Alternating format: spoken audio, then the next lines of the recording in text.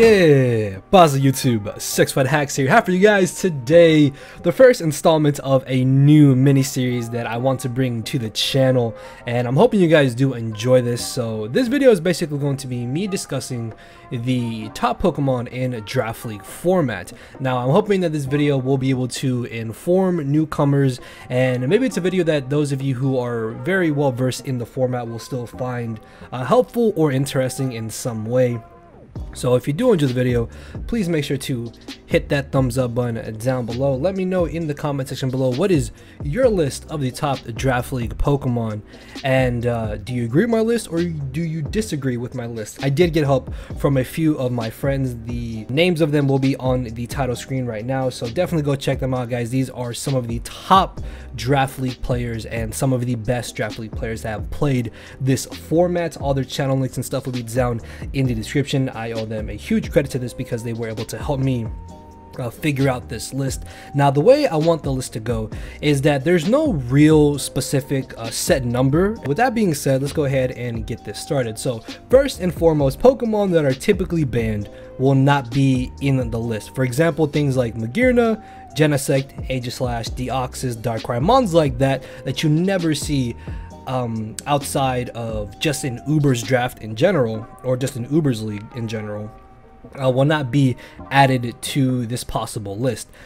Another thing I do want to mention is honorable mentions, which is going to be Kartana, Tapu Fini, Tapu Bulu, and Hoopa. Now these four Pokemon I do plan to speak on in a different video, but not right now. As I said, this is going to be the start of a mini series regarding Draft League Pokemon and just the Draft League format in general.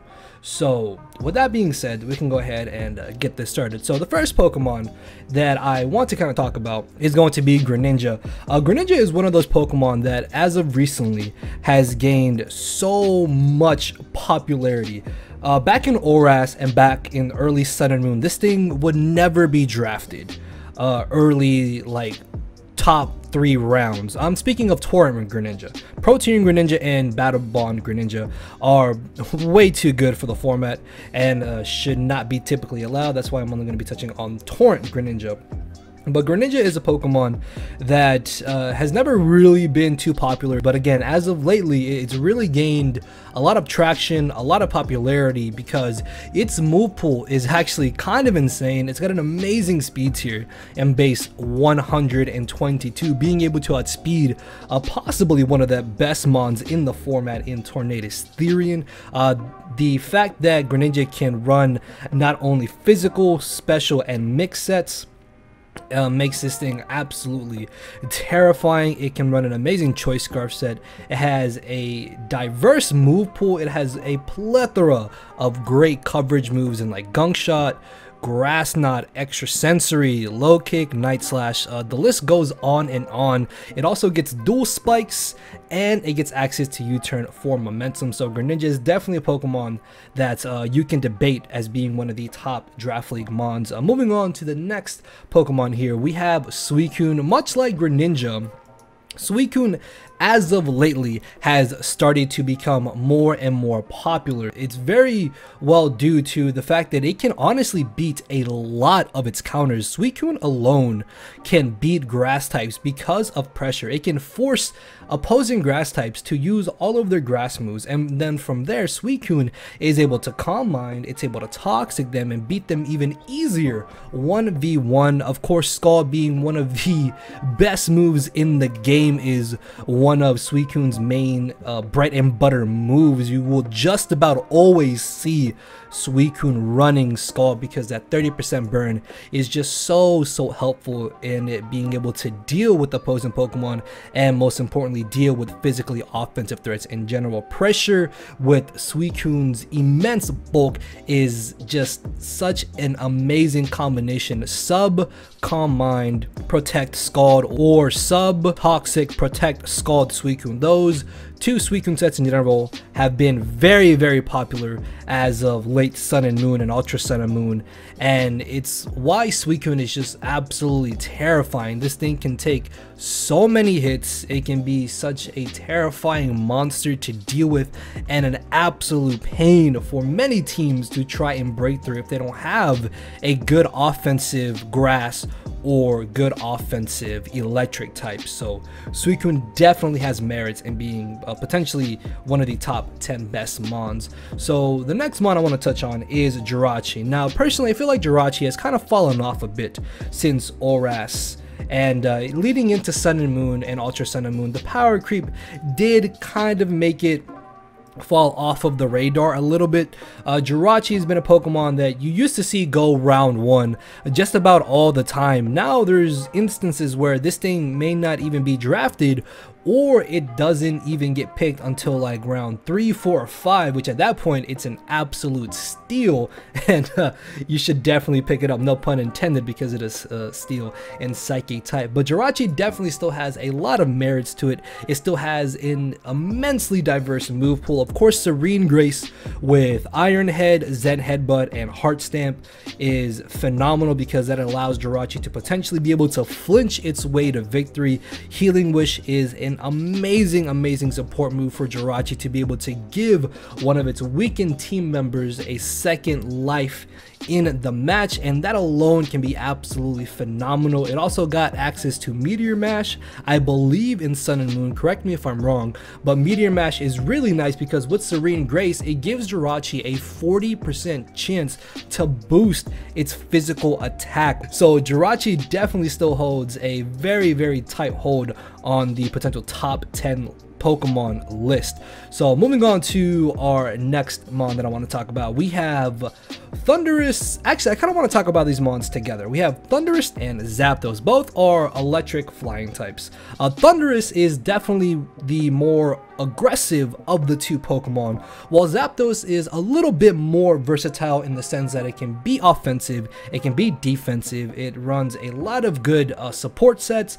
Scarf sets are really nice. Even choice specs can be absolutely terrifying on Zapdos, and Thundurus mainly is going to be running a nasty plot.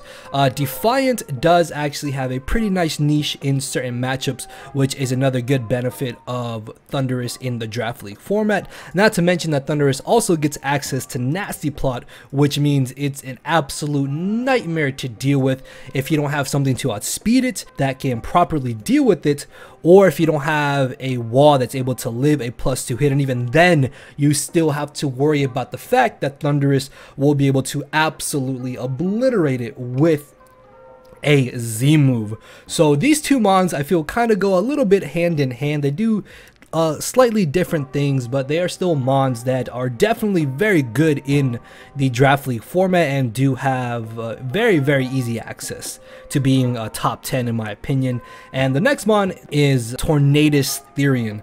This mon right here has much like Suicune and Greninja gained a lot of traction as of Ultra Sun and Moon. The fact that Tornadus Styrian was able to get access to Defog in Ultra Sun and Moon just shot its value up extremely high, because Tornadus is not only fast with a base 121 speed set, it has very solid bulk with 79 HP, 80 defense, and 90 SPDF. Now some of you guys may be wondering, well, that's not really that impressive, but the thing about Tornadus is that with its offensive stats being base 100 attack and base 110 special attack, and its speed and its ability in Regenerator, this thing can be such a terror for teams to deal with. Because of its ability, even if you have rocks up, it's going to be switching in, only losing 25%, and then when it switches out, it still gains back a bit of its HP because of Regenerator being able to heal 1/3 of Tornadus's HP, as where Stealth Rocks only does 1/4 of Tornadus's HP.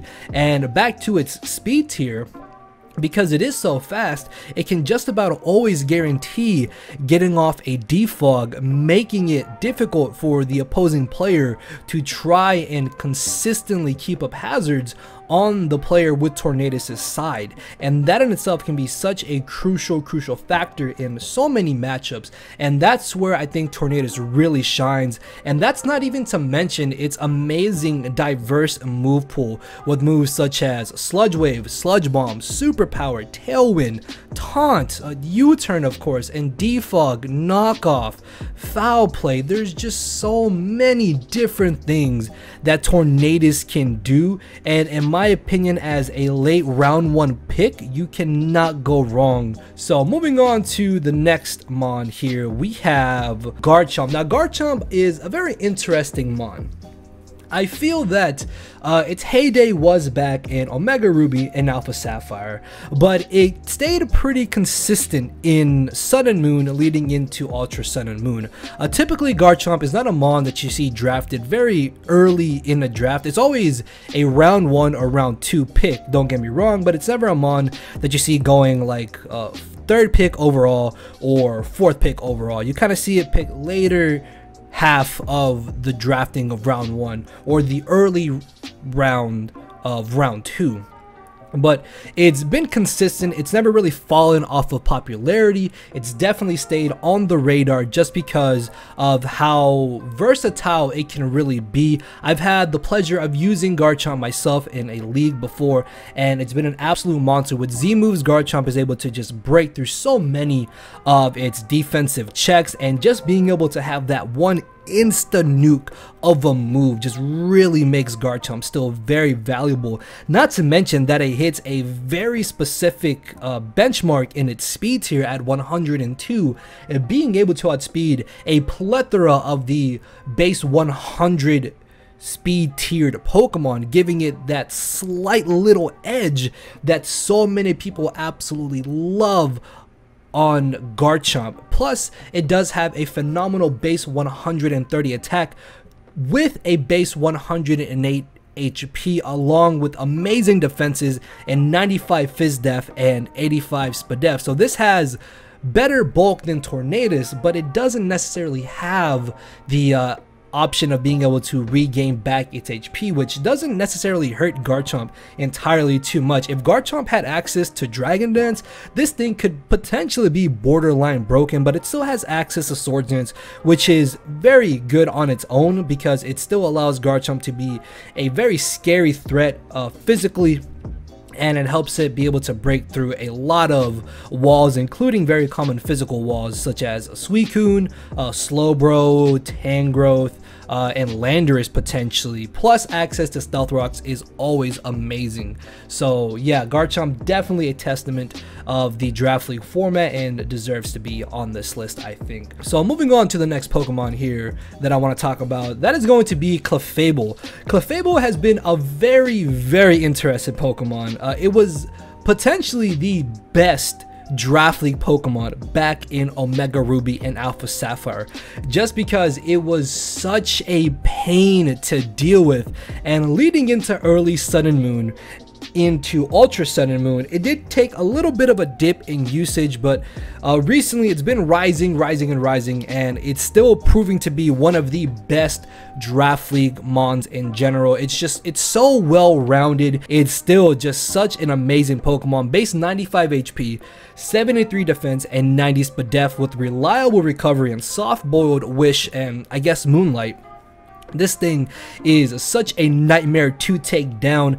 Its special attack is base 95, which is very solid, plus it does get access to moves such as Charge Beam and Calm Mind to be able to further boost its special attack, making it a very terrifying, bulky setup sweeper. Base 60 speed, while it may not be the best speed tier around, because Clefable is just so ridiculously bulky, it's able to just deal with so many different offensive threats.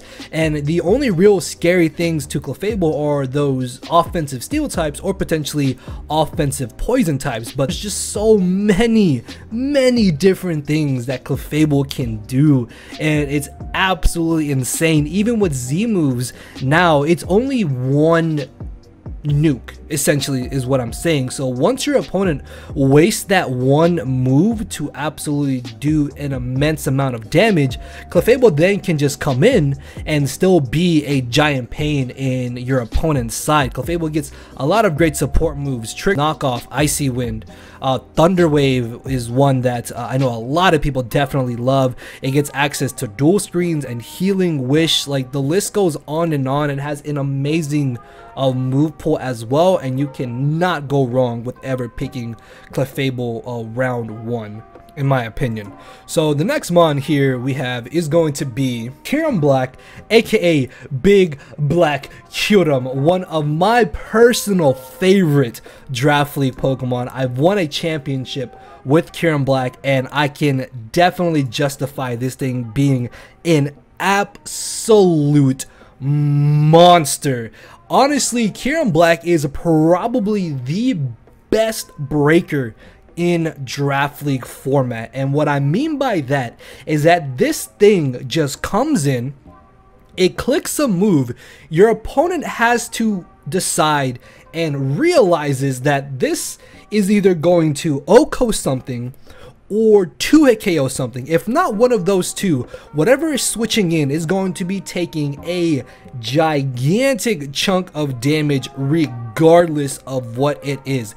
There is very few, little to no answers to Kyurem Black, and with Z moves, Kyurem Black just pushes that threshold, and being a breaker, a nightmare to prep for. This thing is a perfect balance of bulk, power, and speed. Not a single stat is below base 90. The lowest stat that Kyurem Black has is its Spadef, which is base 90. Nothing goes below that. Its speed is 95. It has amazing offensive prowess with base 170 physical attack and base 120 special attack. Then its HP is 125 and its defense is base 100. Kyurem Black is actually just ridiculous. If it was faster, it would not be allowed, I think, because the main thing that hinders Kyurem Black is the fact that its speed is base 95, so base 100s are able to easily outspeed it. It is kind of easily checked by Pokemon that are able to hit it on the super effective side, so faster dragons, faster fighting types, rock types, steel types, or fairy types are able to check Kyurem Black, but otherwise they can't safely switch in to Kyurem Black. So Kyurem Black, I think, will always be dominant in the Draft League format. So moving on, we have probably the definition of versatility in Draft League format, and that is going to be Mew. Now, Mew is another very interesting Pokemon to me. It's a mon that I've never really been able to use, but in the proper hands, Mew can just be heartbreaking to try and prep for, because as I said, this thing is versatile to the T. Look up versatility and you're gonna see Mew right next to the definition, because in Draft League format, this thing can run so many different sets. And the main thing about Mew, and the most beneficial thing about Mew, is that it can just about learn any move in the game. And once you take that into a format that encourages you using odd moves or moves you don't typically see, or having to be creative, that's when you unlock Mew being just such a good Pokemon. The limitations of Mew's usage and versatility and viability is how creative the person that has it can be, and that is why this thing in Draft League format is just such an amazing Pokemon, because it does so many absurdly different things: Swords Dance, Nasty Plot, Calm Mind, Agility, Bulk Up, like Transform even. There's just about nothing that Mew cannot do in a Draft League format. It's definitely always really good to get Mew very early on in a draft. So moving on to Zygarde 50%. Now, me personally, I think that Zygarde could be one of those Pokemon that may just really shine as the 7th gen metagame of the Draft League format comes to an end. Because if you really look at Zygarde, this thing only needs its team to cover one type of Pokemon. And even then, its Dragon Stab can usually break through that one type. And that is the fact that once grass types are gone, Zygarde comes in and clicks potentially one of the most broken moves in Pokemon ever, and that is 1,000 Arrows. There is legitimately nothing that 1,000 Arrows does not hit. 1,000 Arrows hits everything. Flying types, levitating types, ground types, grass types, dragon types, electric types, normal like it hits every single Pokemon type. And if you have a move that hits every single type, that not only makes prepping for Zygarde that much more difficult, but during the draft process, people need to get a very good bulky grass type in order to be able to deal with Zygarde. Because if a draft does not have a good bulky grass type, or anything that can consistently take 2 choice banded 1,000 Arrows from Zygarde, which I guess the real good thing about that is that Zygarde 50% physical attack is only base 100. So while it may not seem like it's that high, just the fact that it can spam a move with little to pretty much no drawbacks is what really makes Zygarde 50% an absolute monster in the format. Plus, it has amazing bulk, base 100 HP, 121 defense, and base 95 SPDEF. If this thing had some type of reliable recovery, I really don't think it would be allowed in Draft League format. It does have the same base speed as Kieran Black, and while it may not be able to run as many versatile sets as Kieran Black, just the fact that this thing is still absurdly bulky, it has access to Dragon Dance and Coil and extreme speed. That priority with that speed boosting, that attack boosting, or that physical defense boosting is what also just propels Zygarde to be one of the scariest Pokemon that you're ever going to face. This has little to no answers to it. So yeah, Zygarde 50% is honestly just an absolute beast, man. If you guys have not used Zygarde 50%, use it. You will not be disappointed at all. So we are going to dive into Landorus Styrian.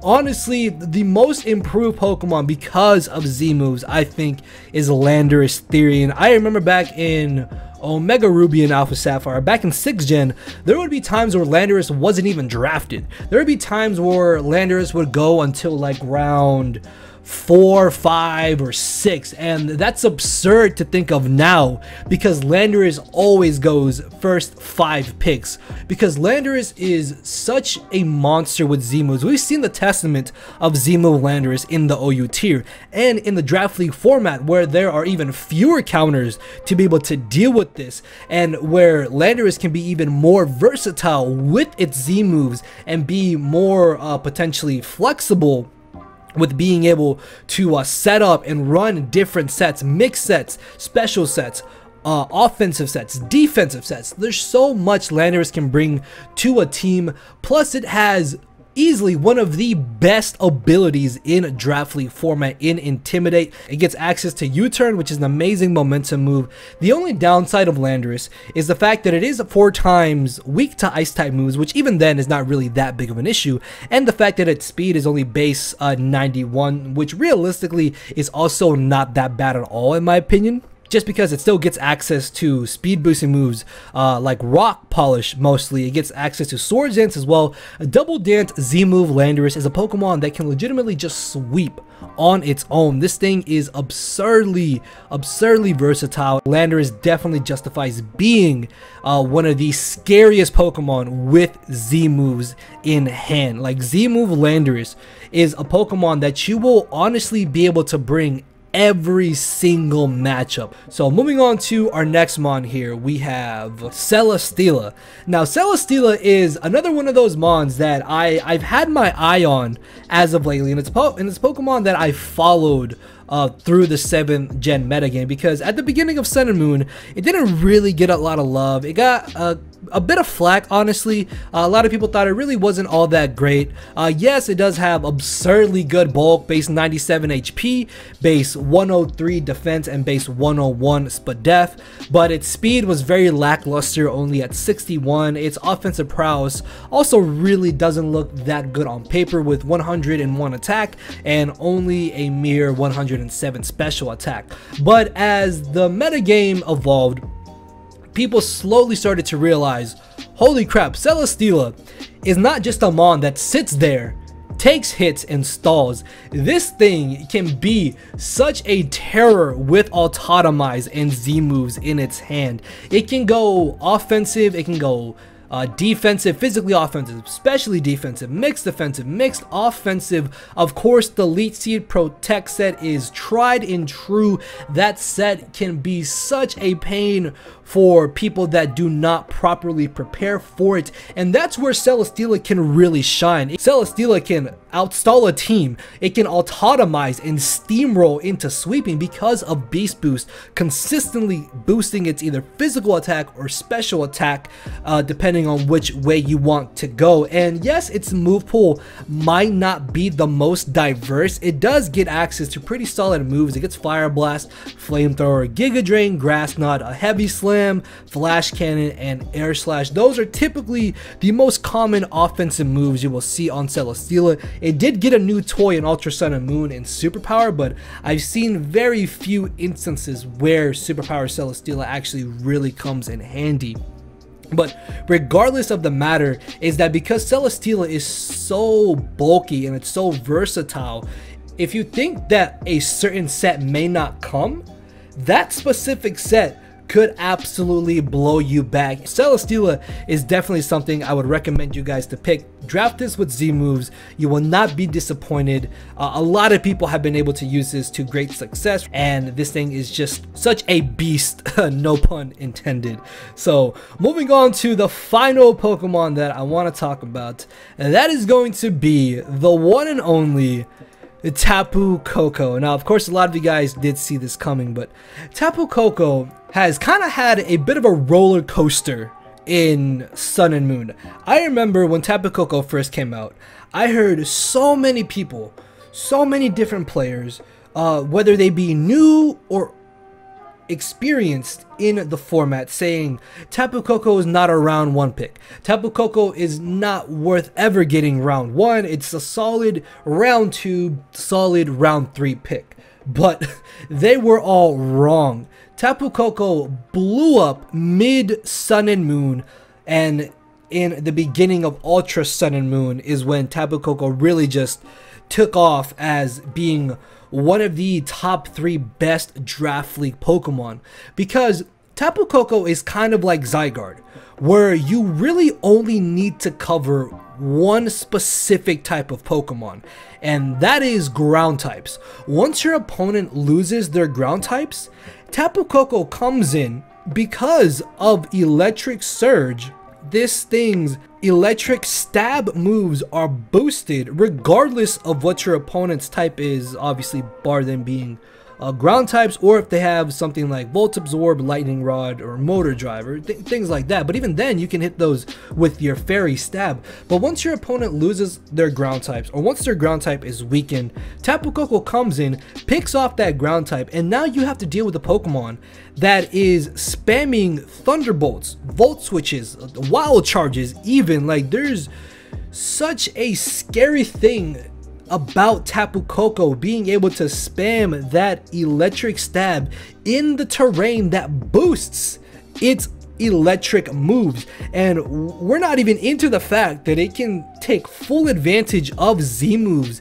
Z Nature's Madness is an instant 75% on any ground type that thinks they can switch into Taboo Coco and check it. It's 75% on any grass type that switches in thinking they can take it, and any Pokemon with an electric immunity ability that thinks they can switch in and check Taboo Coco. Like, Taboo Coco can legitimately just beat its own counters because of Z moves, and that's what just really makes Tapu Coco so amazing in the format. It's not only powerful, it's bulky, it's super fast, base 130 speed, 85 defense, 75 spadef, 70 HP, access to Roost, and if you're worried about Volt Switching, it gets access to U-Turn, plus it can learn Calm Mind. Can you imagine seeing a Tapu Coco Calm Mind to +1, +2, and you don't have your ground type anymore? You don't have your electric immunity anymore? What's an electric resist once Tapu Coco has boosted its special attack? It's nothing. It's basically gonna switch in, you take a hit, and then get to a KO'd. Plus, it can still hit grass types on the physically offensive side with Brave Bird, which its physical attack is higher than its special attack. It's base 115 physical attack, but base 95 special attack. So mixed Tapu Coco is another beast on its own. It's also an amazing defogger, getting access to it in Ultra Sun and Moon. Like man, I could sit here and just go on about Tapu Coco forever, but I think the video is long enough. It's just Tapu Coco is definitely a monster. It's definitely a beast. You guys should always pick Tapu Coco round one, pick one if you haven't used it before. This is just another one of those mons that can benefit so much from what's drafted with it. It can also benefit your team, and it's just honestly disgusting and absurdly crazy just how amazing and phenomenal Tapu Coco really is in the Draft League format. So yeah guys, that is going to be the video. Make sure to hammer arm that thumbs up button down below. Let me know what your top list of Draft League Pokemon is in the comment section below, and let me know if you agree or disagree with my list. So with that being said, thank you all for watching. Later everybody. No matter where you're at, I'm not here to make friends, it's time to attack and deplete your HP with a final smash. Don't make me turn around and pull a 6-foot hacks. 6-foot hacks. Yeah. 6-foot hacks. Yeah. 6-foot hacks.